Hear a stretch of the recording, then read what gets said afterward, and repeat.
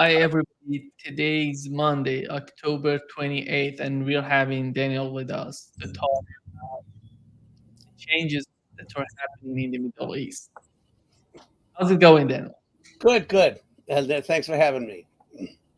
And let's talk about the latest, this Israeli attack on Iran. What was the importance of this attack in the eyes of Israelis, in your opinion? Um, in the eyes of Israel, Israel, yeah. I guess it's to say that they followed through on their threat that Iran can't attack them without fear of retribution, and that they have the will and the power to, uh, you know, strike back. I guess, or it's hard to say in in retrospect, isn't it? I mean, what were they thinking? That's the question that goes both ways. Like, I mean, you can ask me, but I'm asking myself, like, how can this have been a good idea? I just I can't imagine why you would, challenge someone to a race that you were destined to lose. Why would you do that, especially if it's your choice? They didn't have to do it. They felt from, I don't know, from their uh, feeling of supremacy, or they how dare Iran do this, and they're going to pay. And it's kind of like, well, where's the okay, I don't want to say it too loud because I don't want them to continue or anything. But the obvious question is, well, where's the payment? I don't really get it. Yeah. Hmm. And when you look at Anthony Blinken's visit to Israel, in your opinion, that was the Israeli attack on Iran was coordinated by the Biden administration, or how successful, let's put it this way, how successful was the Biden administration in putting some sort of pressure on Netanyahu administration not to go that big on Iran?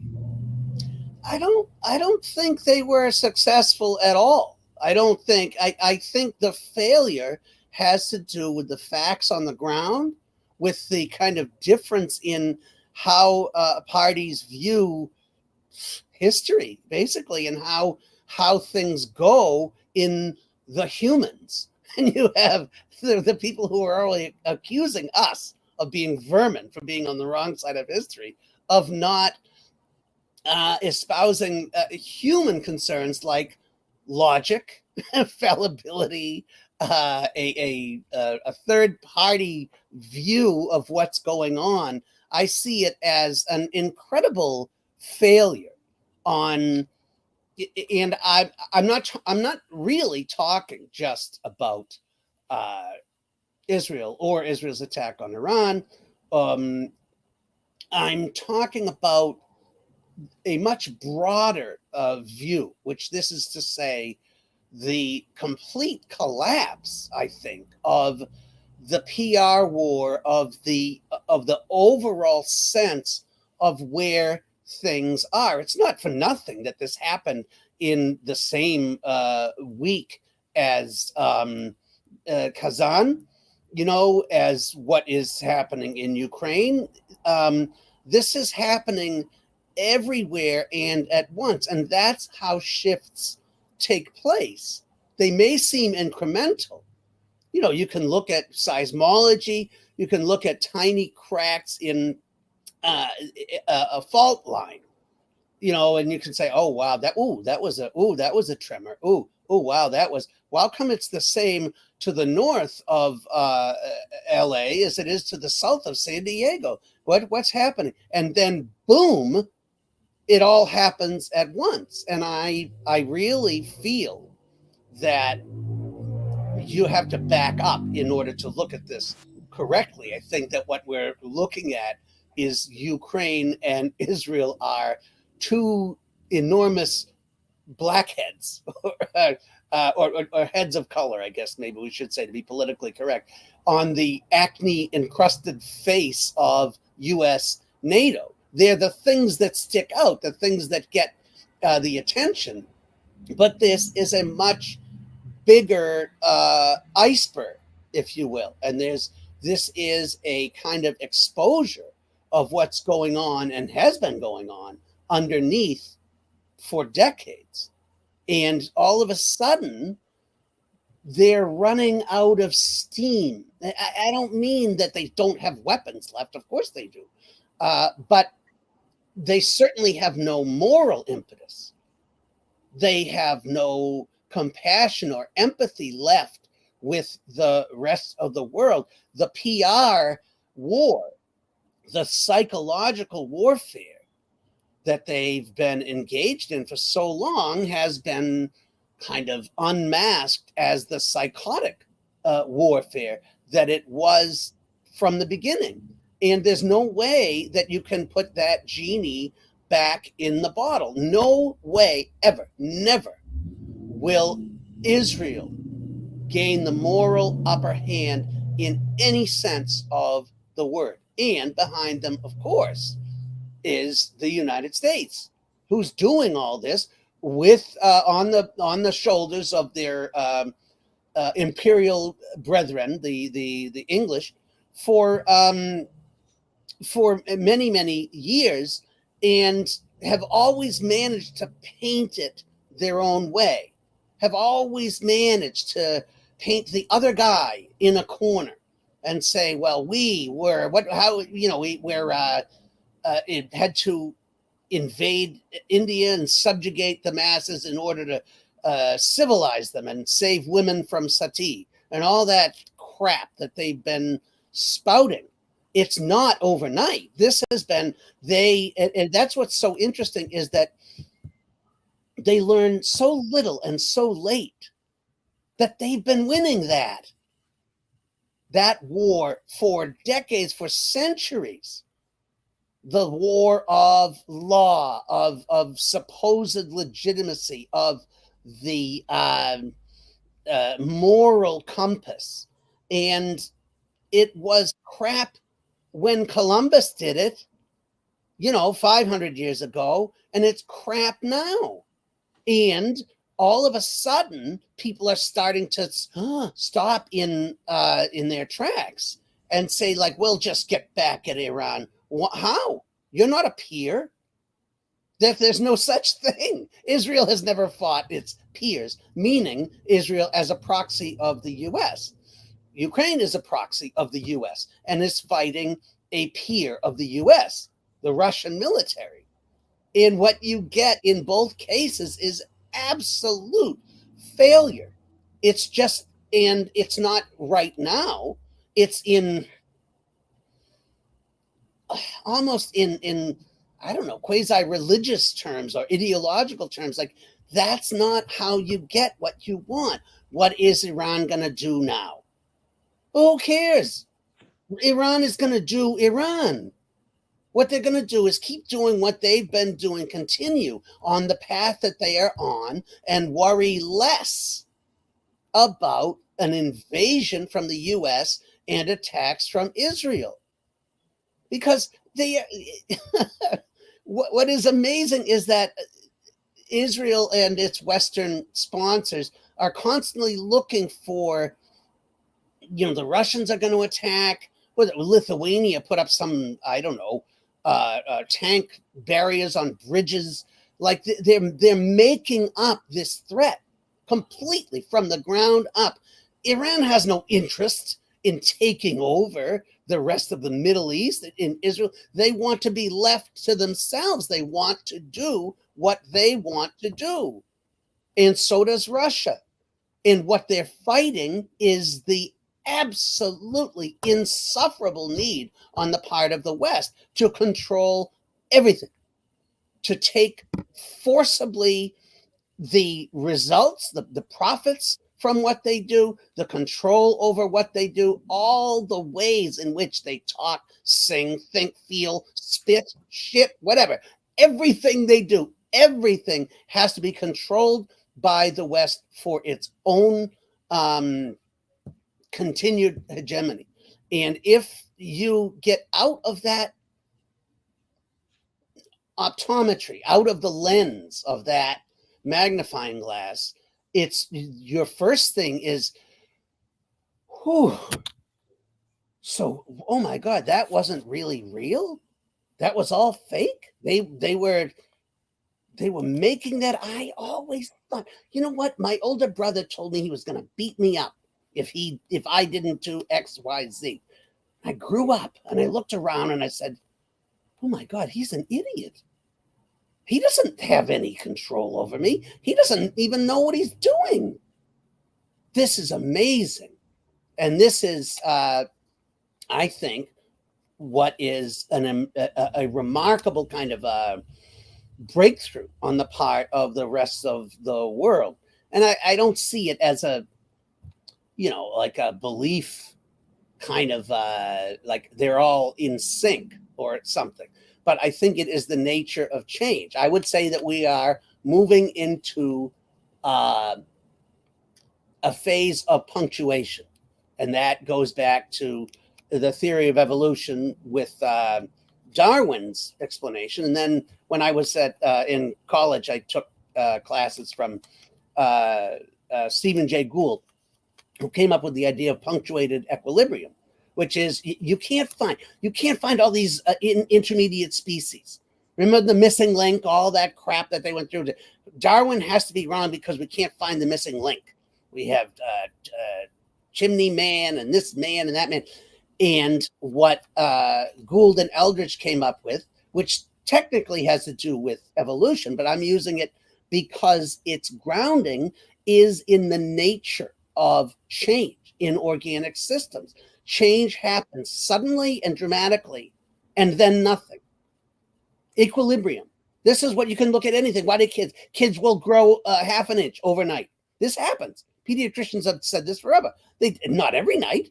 Then they don't grow forever. Same with grass. Same with every organic process that you look at. And now, like I said about the seismic thing, where you have tiny tremors along the length of this whole fault, eventually you have, wham, a shift. And that is what I think we're on the cusp of, that all of the people who have been stepped on can wake up and say, wait a minute, so we can use something other than the dollar. Yeah, you can use your own money. Yeah, sure. Okay, and we can use a system other than SWIFT. Yeah, whatever. You can do, so we don't have to go by their rules if we want to like sell and buy things with each other. No. I mean, well, we can agree on it. We can see. We probably disagree on here and there, but it's kind of a new thing we got. Just kind of make it work. Oh, and you have people like emerging from Plato's cave, like, oh my God, I had no idea that life could be this way. And I think in the same way that the West has completely ignored or underestimated the kind of strength of any opposition to it, is the same way that this is rearing its head now, that they don't really see how endangered their system is. It's really circling the drain in a very real sense, which I don't think is really part of it. They're just looking for, like they're playing whack-a-mole, that old thing where you beat down, you hit down the things that pop up at the county fair, and you keep smacking them, and hopefully they'll all go away. But guess what? They're not going away, In your opinion, the combination of forces, this balance that you were talking about, or equilibrium, is changing in the Middle East? Yeah, I think it's absolutely that's what I mean. The Iranians have been digging, mines for their missiles, which they have developed into an incredibly sophisticated range of ballistic and some hypersonic missiles and defenses that are underground that obviously in, incredibly sophisticated air defense systems, and have also tried to reach out and increase all of that by uniting with the Russians, with the Chinese on a different level. But they were doing this to ward off the inevitable attack from the empire to protect the revolution. And that's like aiming at I don't know, a 12-foot giant. And then you have some 5-year-old come over from the sandbox and try to take your shovel. Like, that's not Israel. They have been defending against the West, collectively against the US. I mean, now look at the balance of forces in this particular thing. You had this Iranian attack that was, I mean, very deft. If you look at it from a little bit of hindsight, they didn't attack any occupied centers. They did not like level the air bases and military bases. The Navy, before it got out of the harbors and out into the Mediterranean, where it would be beyond their reach. But it was like a tap. They completely overwhelmed the air defense, the vaunted Iron Dome, which turned out to be nothing of the sort. But they didn't create that kind of absolute, calamity that they could have. And that was the deterrent message that they were sending. Listen, guys, we can do this, and we can quite obviously do a lot worse. If your air defense systems don't keep out our missiles, they could easily have gone another wave or two. Now, in contrast, Israel doesn't have any missiles. I mean, they have a few, but nothing on that level. They themselves, they said this is what did they did that huge thing about they advanced F-35s. Well, they weren't, and they used 100 of them. First of all, if you're using 100 fighters and that's your delivery system, you're a generation behind. Why? I mean, what is going on in Ukraine? What is going on that the Anstrala is sending, hypersonic missiles into Tel Aviv? There are no fighter jets involved. Fighter jets need to go through someone else's airspace to get there. So then you have to control Jordan or Iraq. What I mean, and if they did use Iraq, what does that mean? That means, like you asked me earlier about the coordination with the Biden administration. Now, is this something that is going to come out? I haven't heard it yet, but I've heard rumors of it. Is that really true? Did the U.S. Allow them to fly through Iraqi airspace as if it's their own, and then that with Jordan gives them some sort of advantage? But what advantage? Look at, I mean, we've all seen it now. We've all seen calm aerial views of Tehran at night. We've all seen some of the pinpricks of. It looks like, I told my wife, it looks like a lousy fireworks display, right? They're supposed to be doing this big fireworks show, and it's just pop pop. Oh, here's one. Here's another. Oh, hey, look, honey, there's one. Oh, it's gone. Never mind. Oh, here comes another. Oh, no. And that was it. And what you'd see was, what else were they going to do? And why didn't they? Right? Where is phase two? Why didn't they? Don't you do that to suppress air defense and then come in with a bigger strike? Yada, yada. The Iranians didn't, because they made a big enough statement with the first. They said, if you want, we'll have another wave, but we don't really feel we need one right now. And instead, the Israelis, I mean, it seems almost like it was, they just called it off.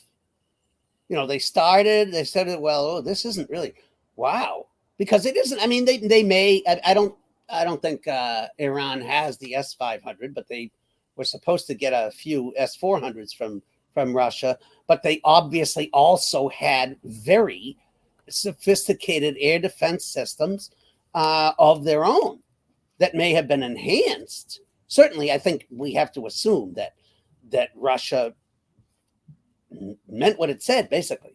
I'm not looking, proof is something that comes down the line, but I think Russia said that they were going to counter the U.S. invasion of Kursk, of Russia proper, not necessarily in Ukraine, and they're strengthening their bonds with Iran and with China have done exactly that.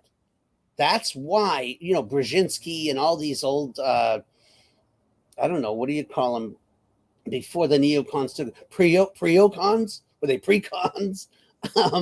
They said this was the axis to avoid, is Russia, China, Iran, and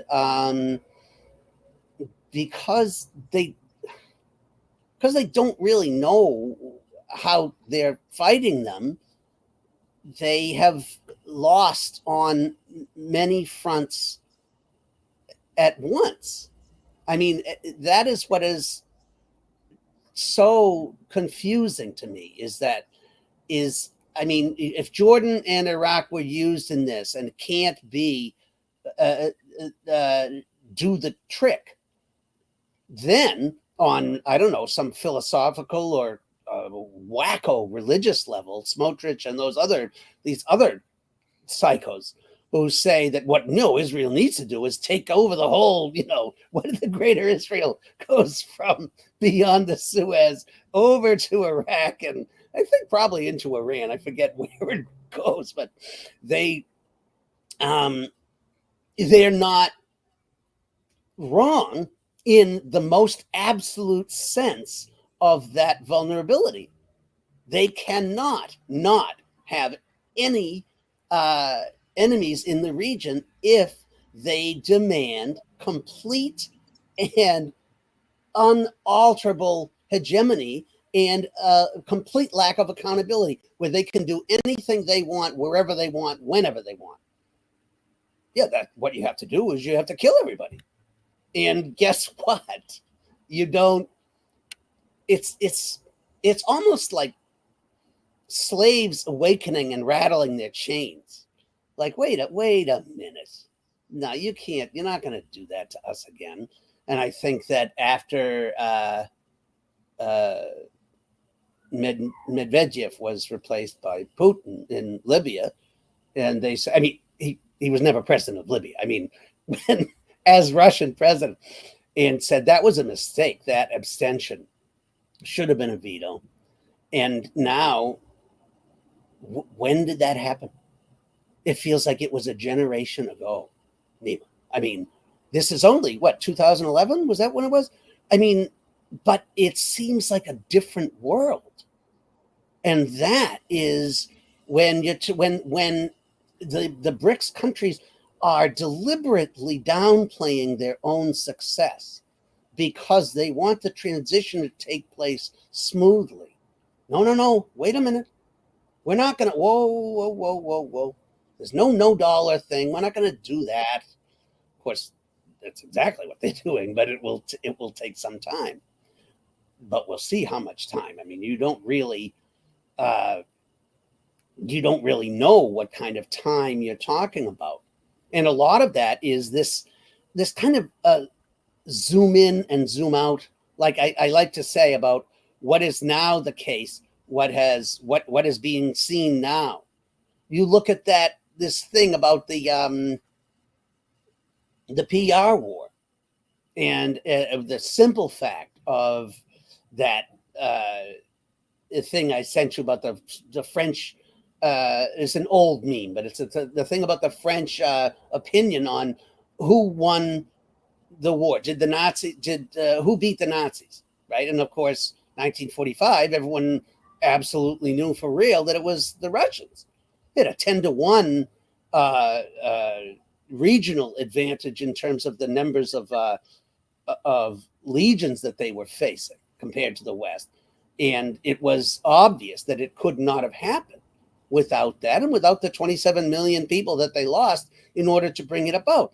But over time, they chiseled away with the help of CIA helping to write World War II movies, right? The whole thing in Europe started in June of 1944.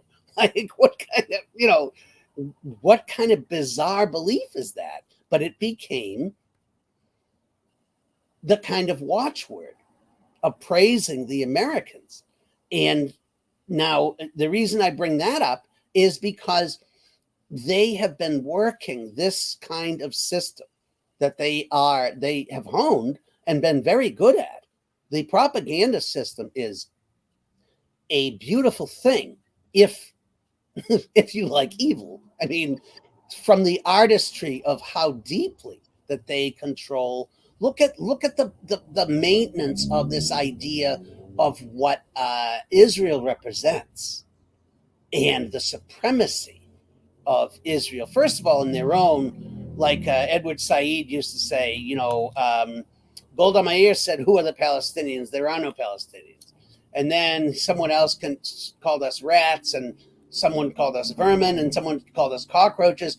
So pretty soon we're going to get up to the level of mammals or something. We're getting, we're getting more and more advanced.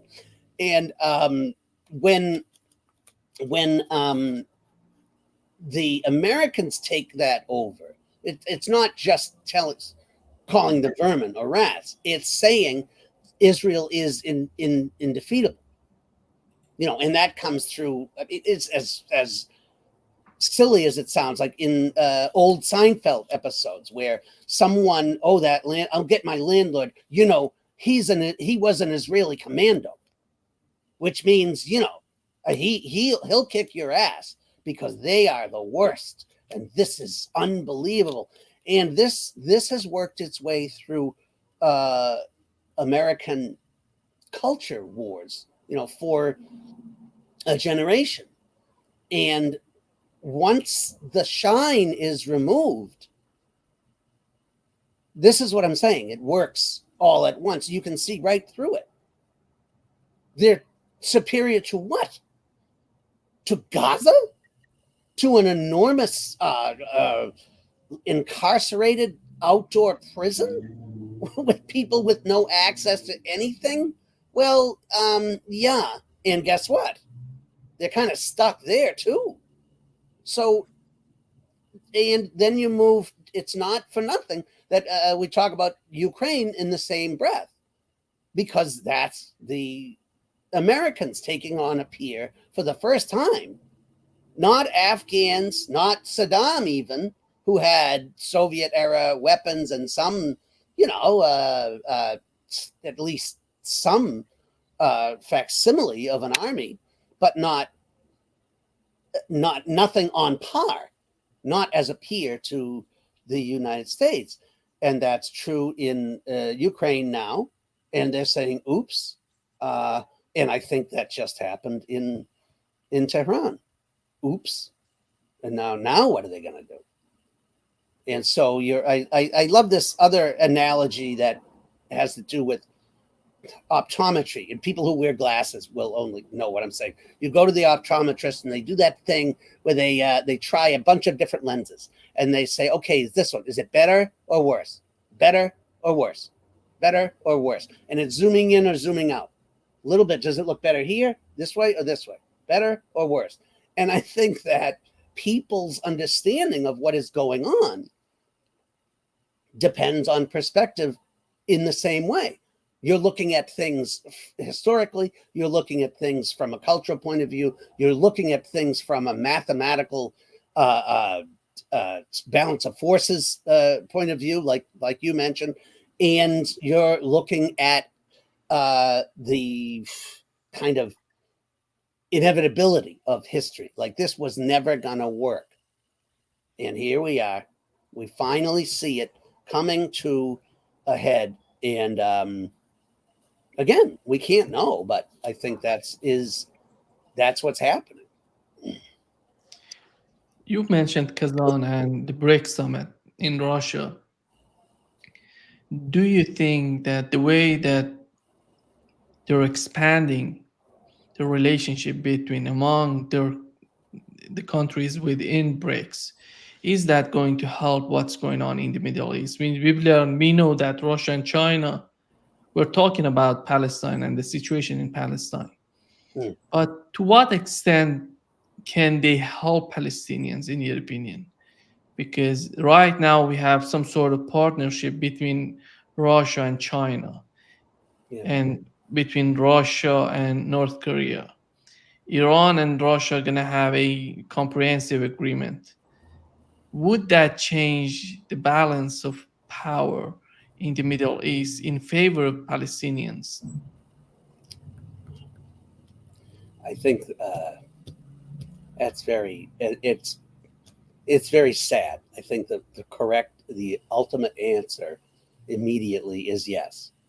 Yes, that will change how things go in the Middle East. But at the same time, we are watching what's happening right now in Jabalila, in North Gaza, in just pictures of a girl carrying her sister down the road. And there is so much happening on the ground in Gaza that we are not even talking about. We're even closer to it. We're talking about Hezbollah in Lebanon. We're talking about Iran. We're talking about Ansarallah. But as we're talking, kids are being slaughtered. And even though Hamas has put up a fight that is absolutely incredible, that the Israelis thought over a year ago now, they thought that this was a foregone conclusion. And even on that tiny speck of focus, they were dead wrong. But as these things expand outward, it will take time to corral them back into the barn and put all the pieces back together. And I do think that will change the outcome for the Palestinians in the medium run, but not tomorrow. And that's one of the things that I think is very depressing, is to watch what happens right in front of our eyes, and to see, I mean, from the point of view of Vietnamese peasants who had to depend on the Viet Cong and who watched napalm, Agent Orange destroying their houses, farms, giving their children no legs, and this vicious hatred and murderous wave that came over their country. And they had to put their faith or their belief in the supremacy of the people, that they were going to take over their own country and they were going to return. And now, 30 years later, you have 50, I guess. You have China and Vietnam, and they're going to open ATMs in Russia. How crazy is that? But I defer to the people themselves. I am amazed by the optimism and affirmation of the Palestinian people, and my heart is with them. But I don't want to say glibly that the change in the balance will help them without killing thousands and thousands more of them before Israel is brought to heel. And that is what I think is going on. You can't that analogy I just made about Smotrich and Greater Israel, like that's gone, right? And the less arrogance there is kind of available in your a debit account, right? To do whatever you want, the more your movements are restricted. So as BRICS becomes a real challenge to Western hegemony, it will change the way in which all international conflicts are framed and resolved. And I think I remember feeling this literal like gust of hope when I saw all those leaders getting off the planes and going up to the ones dressed up in their costumes with the cakes and this. And I was just like, this is a new day. This is really happening. But you have to balance that. You have to balance that with, wait a minute, this is still really happening right now. And we can't take our eye off of that. And let's be honest, that is part of what Israel is doing. Because they're trying to say we're always under attack from 7 different fronts, right? So what happened to the other thing, though? Just a week ago, you were destroying all of southern Gaza, which you had left as refugee zone. Like, what? What are you talking? What is that? And part of that is mass, like, diversionary hysteria. And the thing I think it's hard to take seriously is that people who are so vicious and so destructive are actually desperate and in their last throes. That's really hard, because it sounds like you're creating a fake argument for yourself. You know what I mean? He hit me so hard because he really has no power left. That sounds like you're faking it. But that is, I believe, what really is happening. Now, BRICS still has a lot of wrinkles, right? As they expand, they have new members with new bricks in the wall, so to speak. Lula's insistence on vetoing Venezuela. What is that? I have no idea what that is, and I assume that Putin can say, well, yeah, we just agreed on that, but that's something, because that is now this my upwind of hope is flattened a little bit by okay, so they're not going to make this easy. They are going to exploit every crack and nook and cranny that they can find. They're going to do all sorts of things, because guess what?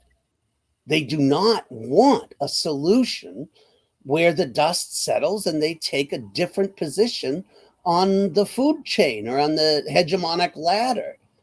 Really, what's the problem? And I think we've talked about this before, about the east-west kind of divide. Like, so what's the deal? You want 100 million, you can't have that. We need it 30 at least, okay? Then we can just chill and see how that works. And in another 10 years, maybe we can go at it again, and you can, and you have this. It's almost like they're human toddlers who will never outgrow that. No, we want it all. It's my cookie, and if you touched it, then I want yours too. You know, and it is so crazy that it's. I mean, we see it here now. You got to watch what's happening in this country too, Nima, because that I believe is part of what's going on. I think that this idea of to hell with the experts is universal. Really do. It's not. It may be. It's collinear. It's not the same thing happening. I can't say that people who envision a Trump presidency as helpful in any way are reading the cards right, but they are telling all the people. This is the same as the yellow vests. This is the same as the Brexit. It's the same as even AFD or even the Brotherhood in Italy. Like these are right wing ideas and parties, but they represent a popular dissatisfaction with the status quo. And because it's being stifled and suffocated, and the only thing you can do to resist the status quo is to fight them on their grounds. It's fine. Okay, you're going to try to tell me who to vote for? I'll vote for the other guy. And in my humble prognostication, I think that Harris will lose. This is to my American viewers. They'll understand by more than 100 electoral votes. That's my prediction. I think they have again, with this underestimation, the underestimation of the opponent, the idea that you are supreme, that you know all the answers, and the people who oppose you are stupid and underinformed. Well, on the battlefield, what you see is, I guess we were wrong, and now all our guys are dead, right? On the ballot box, you see, oh, I had no idea so many of them would vote against her or would vote for him. However you want to shape it, but I think it is it's the cusp of a new reset. I really do. Even, I mean, it sounds weird because even when I say it, I have no interest in Trump at all. And it is sad how these people have created this. And what does that mean for Israel? What does it mean? I have Russian friends who said, well, he'll pull the plug on the Ukraine thing and just switch all those resources to Israel. But what do we see? Israel has U.S. cash to burn. They paved their roads with U.S. cash. And what has it done? It didn't get them through the air defenses in Tehran. And to say that the U.S. is somehow restraining Tel Aviv is ridiculous. That's just not true. They're arming them and may have provided airspace for them to attack. So, that's just not happening. Yeah. And the other thing, do you think right now with the Trump administration, if you believe that Trump would win in 2024, is that going to change his attitude? Is it, are we going to see some sort of change in his attitude toward what's going on between the United States and on one side and Russia and Iran on the other side? Recently, JD Vance was talking about that we are not looking for a war with Iran. It's not in our interest to go in that direction.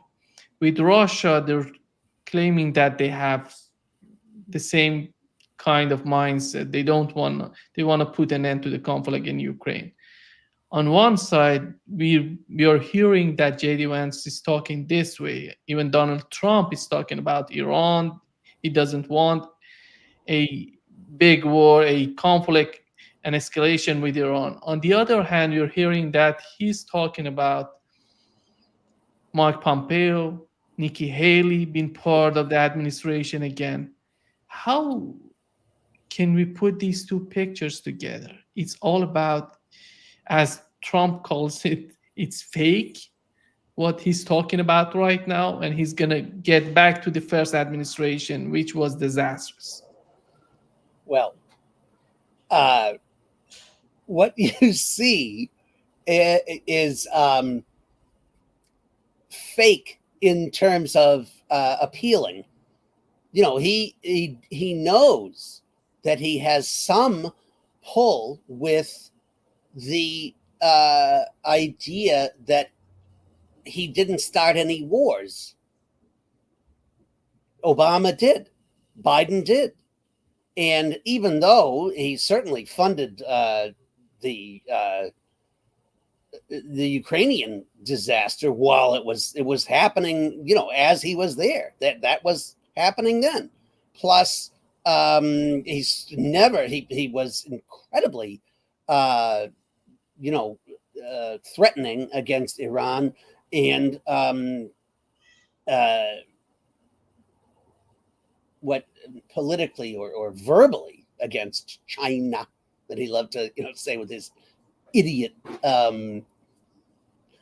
accent, and absolutely supportive of Israel. So all of those things were are incredibly wrong if the you know, the anti-war crowd sees him as a safe bet, you know, and the problem with that is, although it may be just fake thing to get votes and make sure he wins, is that um, Nikki Haley, Mike Pompeo, how much worse could it be?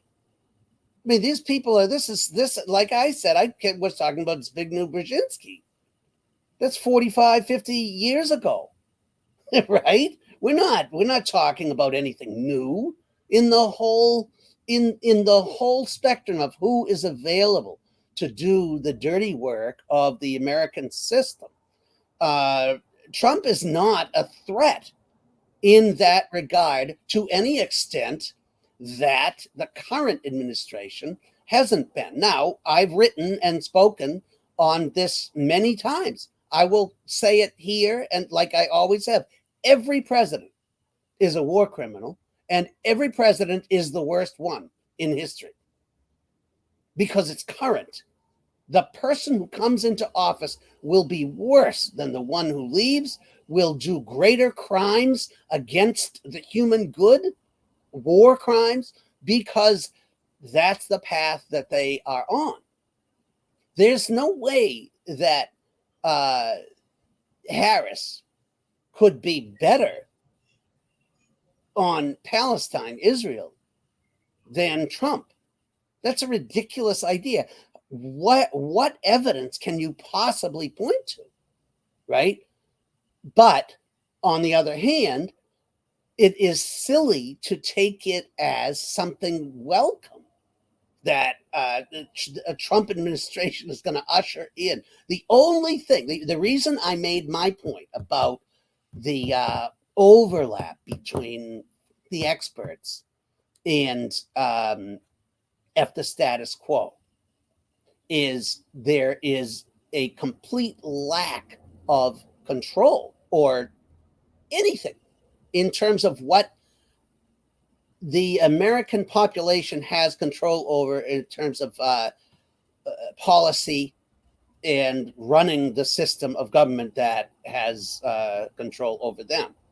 So expressing themselves through a ridiculous canard of an election that pretends to be democratic is a way for them to give a big middle finger to the system. It sounds juvenile even when I'm saying it. I get it. But the only thing that Trump is that I can say that I understand is a disruptor. He is a cog, not a cog, in a wrench in the cog of the wheel of American imperialism. Is he an opponent? Hardly. But he's the only person or the only political force. I wouldn't call him that. The only avenue through which there can be any bought time. This is about buying time for the world war. Really. The thermonuclear confrontation that Clinton and all the Obama acolytes and the preons, neocons, postcons, omnicons, anticons, what they all are aiming at, which is total control, total hegemony. And look at them. On the ground, they have zero chance. The only way they can win the war that they want is thermonuclear, because that's the only way in which they achieve the parity that they have lost. The generations in hypersonic and ballistic missile transfer, the defense, air defense, all of that level of technical supremacy that Russia has achieved, and they will do anything to bring that about, which I think that Americans and also other Western partners, it should scare the crap out of us. There is a real threat of nuclear confrontation that happens from this administration, of which Harris is half. And all of the people, forget Nikki Haley, forget Mike Pompeo, the people who are already being paid our money in tax dollars, who are already part of this game. They already believe it. They're already doing it. They are going ahead with it, and they want it badly. So, will it be a change? I don't know. Is it what they want? Well, I think, I can't. I'm not a prosecutor like Cackling Killer Cam or any of the Democrats who have launched, lawsuits against their opponents. But I can say that 2 attempts on the guy's life give you some idea of who wants him in power and who doesn't. I don't know that the CIA was behind any of that. There's no way we can ever prove that. But there is something, you see it in the press, you see it in the ads, you see it in the prickly kind of conversations that you have with people who think that Trump is an outright fascist, which is what they've called everybody. They've called everybody who opposes them has been a fascist forever. I mean, this is the new Hitler du jour. And this is coming from a political party that slipped someone in without a single vote, no votes at all. And saying that this X has to be much better than Y is a little tough to swallow when you know all about Y and you don't know jack shit about X. You have no knowledge of what her beliefs are, what her policies are going to be. You know nothing. And to say that is inherently better than Y is stupid. It really is. I'm from Massachusetts. My vote doesn't mean anything anyway. I'll probably write in Fidel Castro, but there is nothing that makes it so obvious that people are angry. People are very, even within like an electorate as underinformed and completely oblivious to what our government is doing overseas, are so angry at the status quo and having things forced down their throats. You like this. You're going to like this. Ask your doctor. Ask the experts. You're going to take this. And if you don't, then you're stupid.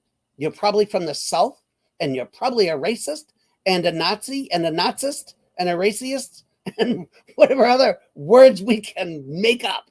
You're bad and we're smart. We went to college. A lot of us went to Harvard.